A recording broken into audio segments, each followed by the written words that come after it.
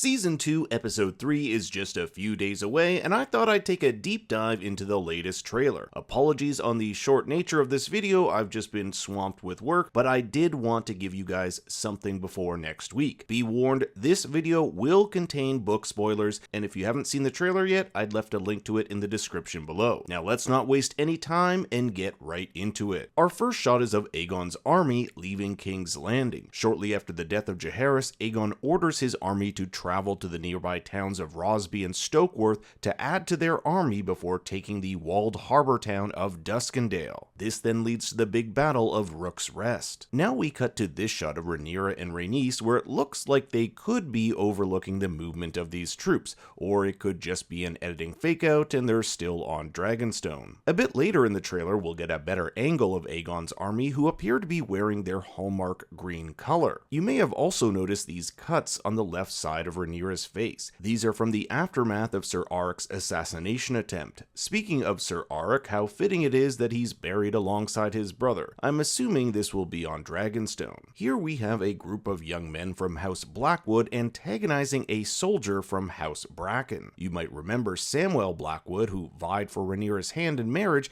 back in Season 1. He fought and killed a lord from House Bracken, and this rivalry seems to still be going strong. The Blackwoods pledged their allegiance to Rhaenyra, while House Bracken is aligned with Aegon. So this is just the start of many skirmishes between houses in the Dance of Dragons. Sir Criston Cole in a dimly lit room. Notice this Hand of the King armor collar, which we can get a better look of here. Here we have Daemon Targaryen in full armor carrying his iconic blade, Dark Sister. We'll see him riding on Caraxes as he makes his way to Harrenhal during a torrential downpour. This may explain how he's able to get in so stealthily, even with a dragon. Here's Jace looking downward with whom appears to be Rhaenys behind him. I wonder if he's in that same scene we saw earlier with Rhaenyra and Rhaenys. Green Targaryen banners are unfurled outside the Red Keep. Since Rhaenyra and Aegon are both Targaryen, they differentiated their sides by the colors green and black. It looks like Aemond here has a seat on the small council. In the book, Aemond becomes Prince Regent and protector of the realm for a year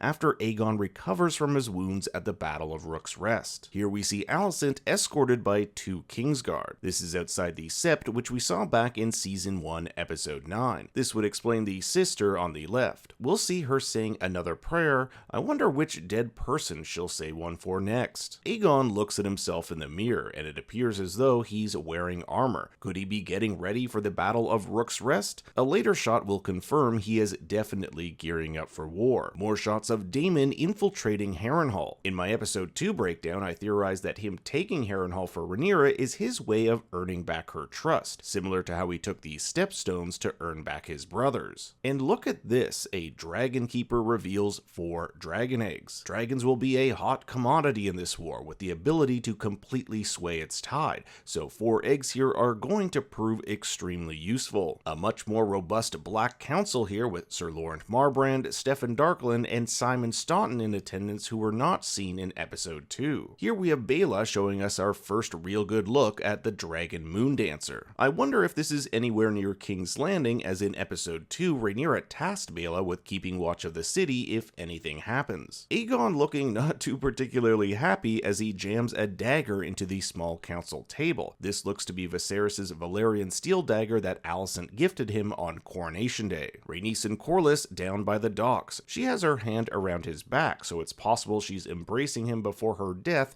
at the Battle of Rook's Rest. Here's a quick shot of some riders through the forest. One has a green cloak and the other gray. Could this be Gwaine Hightower, the youngest son of Otto? The other is definitely Sir Criston Cole. By combining this with footage from the season ahead trailer, we can see that Baela seems to be in hot pursuit as they make for cover among the forest. This looks to be Daemon entering the main chamber of Harrenhal, where he'll eventually hold Simon Strong and others hostage. We get a better look at this in the season ahead trailer. And that brings us to the end of the trailer, and where I turn it over to you. What do you think will happen in next week's episode? I want to hear your thoughts and theories in the comments below. Thanks for watching. Make sure to like and subscribe so you're notified as soon as one of my House of the Dragon videos drops. Until next time, remember... And my grandson is a fool! He's worse than a fool!